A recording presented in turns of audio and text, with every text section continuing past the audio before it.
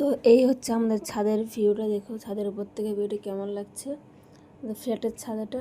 ঠিক আছে, ইভিনিং টাইমে আমি উঠেছিলাম ছাদে, আর এখানে কাকু দুপুরবেলা থেকে কাজ করছে, আমাদের দরজার কাজ করানো হচ্ছে, সানমাইকা লাগাচ্ছে, আর আমিও হেল্প করছি মাঝে মাঝে।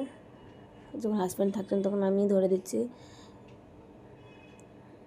আর এখানে এই যে নিচে ক্লাবে ঠাকুর করেছে, তো বিসর্জন হবে আজকে, তার জন্য রেডি করছে।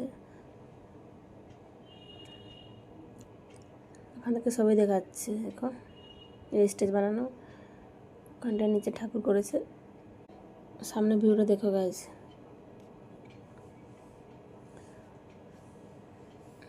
শুধু ঘর ঘর ঘর, কিছু দেখা যাচ্ছে না। আর এদিকে দরজাতে লাগানো হয়ে গেছে, কী যেন বলে, ওই সানমাইকাতে লাগানো হয়ে গেছে ফেভিকল। এখন দরজা লাগানো হচ্ছে, দু সাইডে লাগিয়ে তারপরে সানমাইকাটা সেট করবে। ওখানে সেট করার পর হাওয়া যেমন না ঢুকে সেই ব্যবস্থাটাও করবে। ওই ওয়াটারপ্রুফ টেপ দিয়ে সাইডে সাইডে লাগিয়ে দেবে। খুব কাছে কাছে লাগাতে হবে, 1 ইঞ্চির পর লাগাতে হবে বলো কাকু। আমি এর আগে হেল্প করেছি, আমি নিজে লাগিয়ে দিয়েছি নিজের হাত দিয়ে। আর ফেভিকলটা 2 কেজি নিয়ে এসছে, 600 টাকার কত নিলাম, দুটো নিয়ে এসে 2 কেজি করে।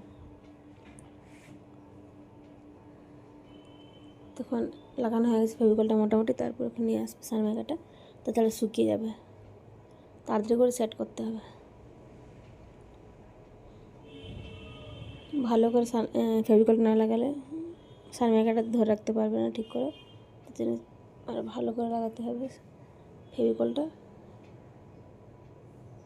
একটু মোটা মোটা করে দিতে হবে। কাকুর সাথে মানে কাকুকে হেল্প করতে করতে আমি অনেক কিছু শিখে গেছি, জানা গেছে। তো আমি দরজাটা মানে সেট করা বাদ দিয়ে, আমার কাছে যন্ত্রপাতি নেই, তো ওটাও করে নিতাম। এটা বাদ দিয়ে আমি এসব করতে পারবো আরামসে, তা দেখলাম। হেল্প ছাড়া তো কাকুও করতে পারবে না। আর দরজাটা অনেক বড় আছে, এই দরজাটা এখানে ছাদে তুলতে তুলতে একদম পুরো ঘেমে গেছিলাম। তো লাগানো হয়ে গেছে, এখন সেট করছে ভালো করে, তারপর টেপ দেবে। আর এদিকে বাবুকে হেল্প করছে, আমি অনেকটা হেল্প করেছি, এখন হাজব্যান্ড হেল্প করছে।